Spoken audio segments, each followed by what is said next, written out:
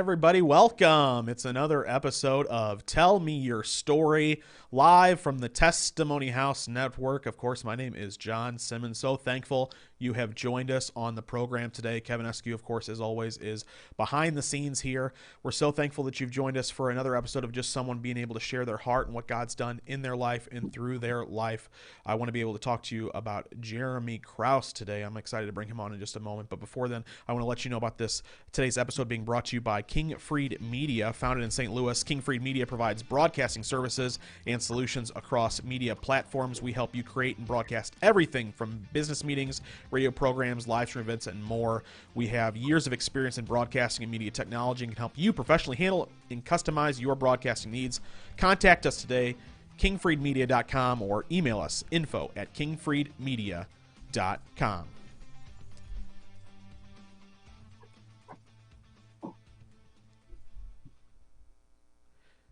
I want to talk to you today about Jeremy Krause. He is the founder of Thrive Rescue. He's been in ministry since 1997. He has been helping do wonderful things over in Thailand, and he's currently living in Los Angeles. Jeremy, how are you doing? Doing good. Thank you so much for having me on the show today, John. It's an honor and a pleasure to be able to talk with somebody who has a heart for God and also has a big dream about how God is going to use them in their future. That's what this show, Tell Me Your Story, is all about. We want to be able to share your story, Jeremy, and how God has been able to just place a vision inside your heart and in your mind, and you're walking it out with faith. And that's always an encouraging thing for so many people to do in their lives. So you have this big story, this big ministry that you started. So let's just sort of start here. Tell us about Thrive Rescue. Sure, absolutely. Well, about 10 years ago, I had gone through just some rough stuff in life and really felt like God spoke to me and told me to go to Thailand. And at that point in my life, I'd been raised in a church, and so it wasn't a matter of believing if God was real or not. It was really a matter of I was a little mad at God because of all the stuff I'd just gone through. And but nevertheless, I was like, God, what do you want me to do? Kind of out of frustration, but honestly saying, Lord, where do you want me?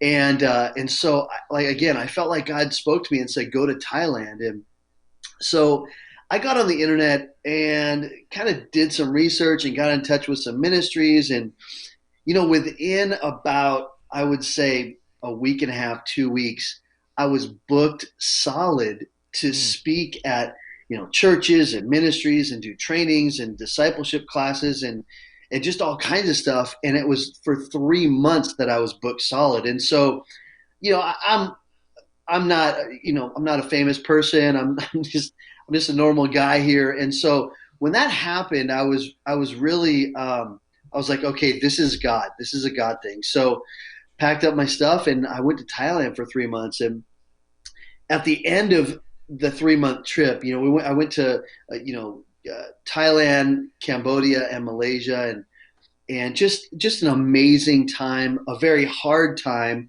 That was the second mission trip that I had been on in my life, and just incredibly hot and sticky, and squatty potties and bucket showers, and we did go into big cities as well, but I am not I don't want to say that because I don't want to jinx myself and have God send me somewhere where I don't want to go. But, but I'm not a roughing it kind of person missionary, okay? And so, anyways, at the end of that trip, God really just touched my heart. I was in the city and I felt like I was connected to the city. I was speaking at pastors conference and I would tell these pastors, I feel so connected to the city. I feel like in my heart, like I'm supposed to do something in this city, and but I'm just not sure what. And they would look at me with disgust in their face, and they would say, "Why would you ever want to do anything here?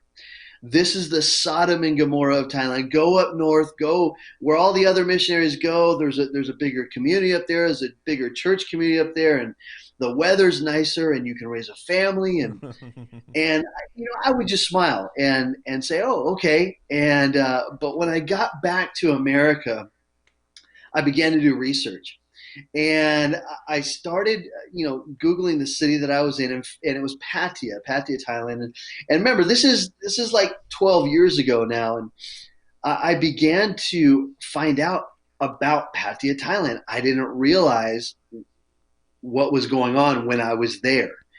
And so what I found out was on any given night, there's 20 to 30,000 prostitutes out, or there was. That's been lowered since then. I found out that it was one of the capitals of the world for sex trafficking. I didn't know what sex trafficking was then.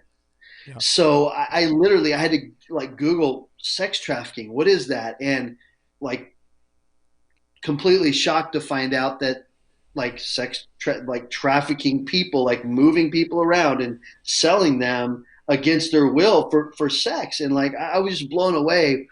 But what happened next was really kind of the kicker. It was really what God used, I believe, to um, just kind of say, hey, just kind of nudge me and say, this is what I want you to do. And that was when as I was doing research, I found out that it was one of the capitals of the world for child sex trafficking. And when I found that out, I was just like, I couldn't, I, I couldn't figure out like why, how that is even like a thing that people would take children. And I'm not talking about like, yeah, teenagers, but I'm talking about 13 and under, like children, um, and sell them for sex. I like that was mind blowing to me. And so, uh, when I saw that, I began to look for an organization that um, uh, that took care of children, 13 and under, specifically that had been sexually trafficked or sexually abused. And I couldn't find one. I found several children's homes, and they might have had one or two kids that had been sexually trafficked or abused, but I couldn't find one specifically for kids that have been sexually trafficked. And so when I couldn't find one, I just said, you know what, we're going to do this. We're going to start a home there. I don't know how we're going to do this, but we're going to do it. And so um, I filed a 501c3 corporation here in America called Thrive Rescue, and started, did the website, all the stuff that that you don't think about in ministry. It's doing the research and how much do you pay a minimum wage in Thailand, and what's the real estate market like, and just all these different things. And after a year of planning and logos and all this stuff, which by the way, I wasn't planning on moving there. Mm. I was planning on going there, start opening the home, hiring some staff, coming back, and maybe going once or twice a year just to make sure everything's good. And at the end of that year, I'll never forget. I was in my bedroom, and the Lord said, I want you to move to Thailand." And my first reaction, I'm just going to be honest with you, as spiritual as I want to be, I thought it was the devil. Mm. Uh, but then I started thinking, okay, why would the devil want me to go rescue kids and preach Jesus? And I thought, okay, that was definitely God. Yeah. Darn it, Lord. Okay, okay. So, so that was kind of the beginning of how I got started, and just kind of how God moved, and really got me to Thailand. I started like telling people, friends and family. I kind of had a budget of what we needed to go over there, and oh, that's a great picture. I remember that we within 3 months we raised our budget, and we moved over to Thailand. Sold everything we had. This is one of our first trips to the slums, actually, where we would go just about weekly and just build relationships with the people there. We would just minister to them, but just really building relationships. And I believe, I think it's great to do um, big conferences, big speaking events where you have lots of people. That's awesome to do, um, or short term mission trips. But we were there for the beginning. This is actually the beginning of school. And we always block out our kids' faces. But yeah, that's the beginning of school. That was the first day of school. I think that was about 3 years ago, actually, if I'm not mistaken. And so all their kids with their backpacks, and I like donuts. So this was a time where I brought donuts. This was one of many times that I brought donuts to the house, and of Yeah. course the kids loved that. So that's always a good time.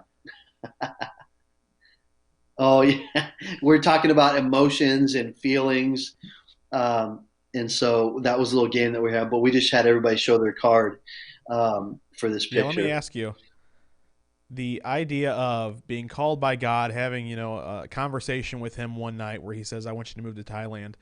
And even before that, you had mentioned sort of that, you would notice that people were, trafficking children. And for many of us, obviously that breaks our heart, especially Christians. We want to be able to serve the widow, the orphan, and all the needy children. And for many of us, that goes to, well, maybe we'll write a check or maybe we'll do something.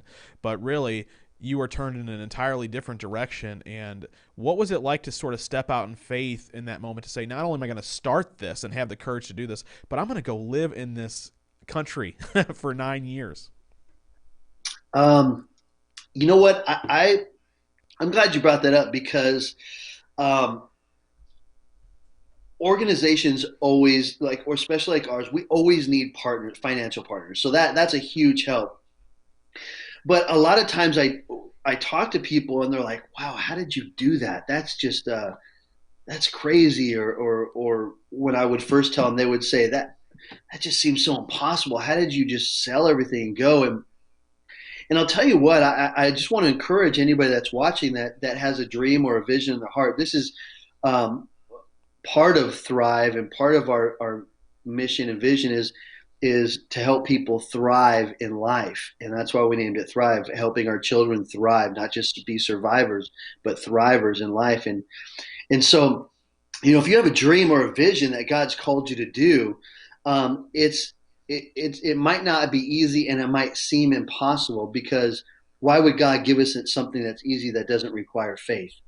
Right. But when you start taking it just a step at a time, when you take that one step forward, and then God reassures you. Like me when He said go to Thailand, I was like, okay, I'm gonna check this out on the internet, and then boom, within a week and a half, 2 weeks, 3 months booked. I'm like, okay, that could be God. That could be God. And so, I just want to encourage people that you know a lot of times we see people speaking, we see interviews like this, or we see ministers or business people speaking on stage or on some type of platform, and maybe I'm the only one, I don't know, but a lot of times I think, wow, man, if I could just make it there, Mm-hmm. or I think I don't even know how I would ever get to that point in my life. And in reality, God's like, He's not asking you to get to that point. He's just asking you to take the next step. And so for me, um, I don't know, God just kind of put it in my DNA, I guess, that as soon as He tells me something, I'm like, I'm running. I'm like, let's do it. Let's go for it. Mm-hmm. And if there's people around me that say it's impossible, I'm like, sorry, I guess you're not going with me on this journey. Right. So, what was it like for you early on, boots on the ground, for minus the financial stuff that you are having to worry about? For you personally, when you were there in person, trying to organize this, trying to share the message, what was that like? So I think when I first got there, it was just so exciting. It was all new. I was like, I kept on, you know, telling myself, "You're living in Thailand. You're living here now. This is crazy." But it was just fun. It was exciting, I love meeting new people, and building relationships, and learning about different cultures, and so it was just all new. It was all fun. There was a lot of networking going on. I was reaching out to police. I was reaching out to government social workers. I was reaching out to other pastors, and just a lot of meetings, and just explaining why we were there, and what we were there for. And I remember the first child that we got. I got called by a pastor that that met, and he said, I have another friend who's a pastor on an island, and so we're gonna. He's rescued a girl, and we're gonna go meet with him tomorrow. If you can come with me, and I said, absolutely, that's what we're here for. So we went to go meet with him, and this pastor had rescued this girl who was being sold. We don't know if it was by her mother or her grandmother, but being sold to the big cargo ships. So there was, the cargo ships would line up to come into port and unload, and then load back up and take off. And so this island wasn't too far away. I mean, you could see it from the coast. And so somebody would take her out on a little boat, collect the money, drop her off for a couple hours or maybe a day, and then come back and pick her up. And so, this pastor, found her, took her in, protected her, and so we just told him what we did. And so the next, he said, "Okay, well, can we come and visit your house tomorrow?" I said, "Absolutely, come on in. We'll meet you tomorrow. The social worker will be there, everything." So he came the next day, and one of the things that I've always tried to kind of make a standard at Thrive is the wow factor. When a child or somebody walks into our home for the first time, or homes at that time, that they're wowed, that the kids are like, wow, I've never seen anything like this before. And so sure enough, they came in, the pastor and his wife, and they brought the young girl with them, and walked in, and they were all like blown away. We had painted it and put up we went to IKEA and bought like all this really brightly colored furniture and bunk beds and sheets and all kinds of stuff. And so we gave them a tour of the house, and I'll never forget this, because this always blesses me when I see these kids, and it really kind of rocks me at the same time. But I remember we went upstairs and we showed them the bedroom that she would be staying in, and had a couple bunk beds in it. And she ran over to the bed, and she knew just a little tiny bit of English, but she sat on the bed, and she went like this, and she pushed on the bed, and she looked at me and she said, "Spring?" And I looked back with a smile. I said, "Yeah, springs." And she was so blown away that if she stayed, she was going to be able to like sleep on a spring mattress on a bed, like she had never really experienced that before. And so, we all walked downstairs, and they were getting ready to leave. And of course, they turned to her and they said, "Hey, do you want to stay?" And without hesitation, she was like, "Yes, I want to stay." And That's a so that great was our first testimony. kid. That was the first Yeah. kid that we received, and actually got her name tattooed on my arm. Our first six kids I got tattooed on there. And Yeah, let me this bring up this. picture is, Yeah. go ahead. Yeah, again, we're here with Jeremy Krause. He's the founder of Thrive Rescue. They work to provide effective and restorative aftercare for survivors of child trafficking. And I wanted to sort of bring this home for people, because I mean, we don't necessarily see this on our streets here in St. Louis, where I live. And so this is the kind of thing that I'm sure only scratches the surface on some of the things you may be seeing in Thailand, Yeah. and speaks to where the children come. And so I want to ask you, and you can talk more about this picture too, but I want to ask you, when you find these children, like the girl that you just described, this beautiful testimony of her in the springs on her bed and being able to sleep in a bed like that for the first time, what is the resources, the aftercare that a child like that needs when coming out of such a tragic environment? Well, I think we have a huge sign in our office. So when the kids come in, it's in English and it's in Thai, and so it talks about our home goals. So anytime a child comes in, our social workers or our program manager actually goes over that with our children, and part of that says to keep her physically, emotionally, mentally, and spiritually safe. And so our first goal right off the bat is it's not preaching to them. It's not telling them they need to get right with God. Our number one priority when they come in is to make sure that they feel welcomed, that they feel safe, and that they just feel the presence of God in that place. They feel the love of God in that place, because once that happens, they really begin to open up, and they really begin to when they realize that they're in a safe place, they really they're able to relax a little bit. They're able to kind of take it down a notch and realize that, okay, I'm not going to be attacked. I'm not going to be raped. I'm not going to be, beaten or hurt. Um, I know where I'm going to get my next meal from. Uh, oh, there's other kids around. They're all loving me, and so that's our top priority.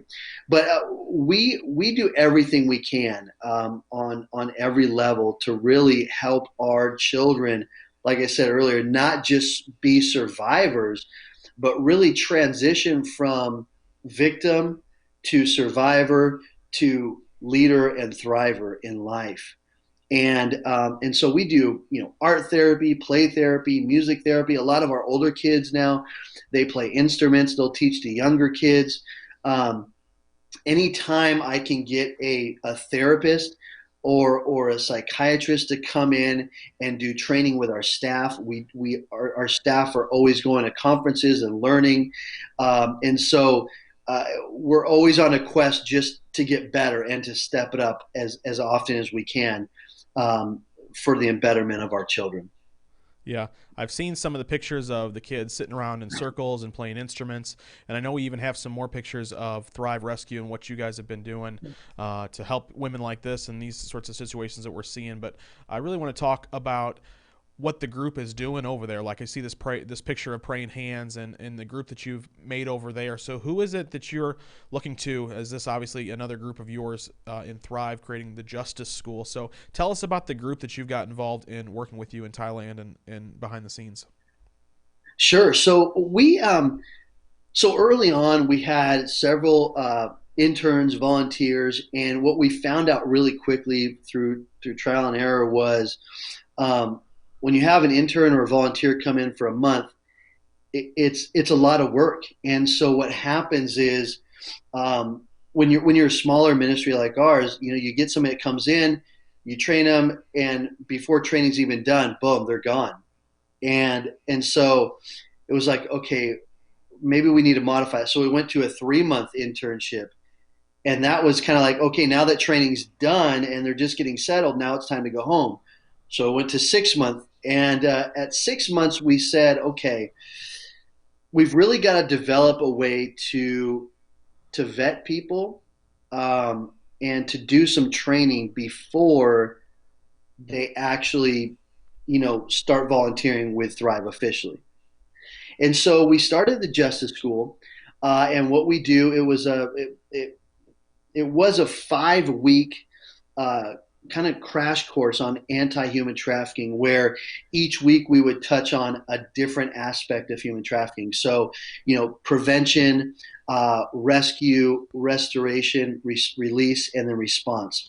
We'd have professionals like the FBI, with professionals that have experience. So FBI would come in and teach. We'd have sometimes the Thai police. We'd have different therapists come in. Sometimes our staff would speak. I would speak. And so not only will we have class time on a daily basis during those 5 weeks, but we would also have hands-on time where we would actually go into the slums. We would do different activities with our Thrive homes, and so they get some hands-on time. And so what we would do is from the students, we would actually pull volunteers. And so that's that group. That's one of the groups that you saw in that picture. We would go and we always encourage them. Let's pray with people, which can get a little tricky at times because you need an interpreter. But when you're praying for healing for somebody and they get healed, it doesn't matter if you have an interpreter or not. Yeah, you know, for sure. um, they know that God has touched them, and so it's miraculous. And those are the moments that are so awesome. Outside of the homes that you see. One time we laid hands on this older lady. I think she was in her 80s, and she was like literally bent over at 90 degrees, and we just laid hands on her back. And as we were praying, you could literally feel her spine start popping, Come on. and she was as blown away as I was as blown away as she was. Right. I don't know why. I mean, the Bible talks about that stuff, but it just amazes me, and so those types of encounters are just amazing. Yeah, and so let's talk about that. So you've been doing this for a decade or more at this point, or around there, and so from the story of the first girl, who gets a bed for the first time, to what does it look like today? How many, what's the number of people you've helped, and what's it look like now? So, not in, so including our home and outreach ministries, we've really in the last, uh, 9.5 years now, we've reached about 5,000 or plus people, through our going in our outreaches, going into the slums, having youth conferences, going actually into public schools and talking about anti-human trafficking and internet safety, to working with the police and the government social workers with the children in our homes. We've really been able to reach quite a few. Um, in our homes, it's never been about the numbers; it's been about the quality. Mm, And so we never want to sacrifice numbers for quality, which is very easy to do when you have a ministry like this, because you can't show their faces, and say, "Hey, sponsor this child." You can't, you, know, you don't want to exploit them again, and uh, so numbers kind of plays a big part in it. And so one of the things that was on my heart from the beginning was, let's focus on quality versus quantity. And so I would say over the years we've probably had about 40 children altogether in our home. But our kids, most of the kids in our home are long term. So when we get them, we're their family. They yeah. don't get kicked out when they're 18. They don't age out. They're allowed to stay as long as they want, because some of them, their fathers are dead, their mothers are gone, or their both parents are dead, or maybe they're in jail, or whatever the circumstance. And so we don't want them to feel like, okay, boom, you're 18, you're out of here. You're not cute enough to make any more money. I mean, that's that's what we want to avoid, and we want to make sure that it doesn't matter how old they are. I know even in my 20s and 30s, it was like, man, going home to see my mom, going home to see my dad after I'd been to Bible school or wherever, living in another state or country. And so we want it to be the same way with our kids. We want them to always feel welcome at our home.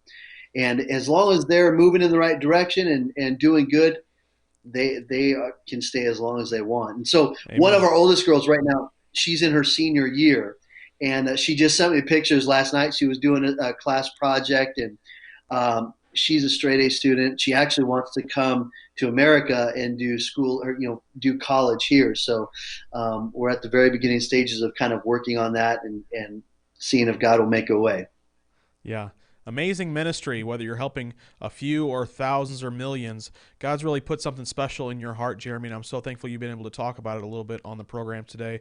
As we're looking through some of these Thank you. pictures here, I know that human trafficking and sex traffickingers, it seems to be growing wider in scope as far as its visibility and people talking about it on social media and other places. So there may be people watching this broadcast now, or maybe they catch this later and they're interested in being able to help. They don't know anybody doing this sort of work, and so how would they get involved or be part of your justice school, or just donate some money to the cause if they need to? You can go to thriverescue.org. You can email us. You can message us on Facebook through our Facebook page, Thrive Rescue, Instagram, Thrive Rescue. Message us, email us, and we'll get back with you. We're always looking for people that want to jump on board, whether it be partnering with us financially, or volunteering with us and helping us here in the States for a time. And even when we get ready to go do trips again, um, you know, we always make that available to people that sign up through our email and become partners. So you'll get like a monthly email update. And Mm-hmm. can I just, if it's okay, before we even started, actually, this morning, I woke up and I was just thinking about Testimony House, and just um, how excited I was that for this opportunity. And I felt like the Lord put this on my heart, and I don't know who it's for, but I believe there's several people that are watching, and you've been a victim. You've been a victim of brutality. You've been a victim of rape. You've been a victim of molestation. Maybe you've been a victim. Maybe you've been trafficked sexually or labor wise, or whatever the case. I just felt like there's several people that are watching, and you've been a victim, and I want to encourage you today that as you're, maybe you had been victimized, but you are a child of God. God loves you so much, and He cherishes every moment that you spend with Him.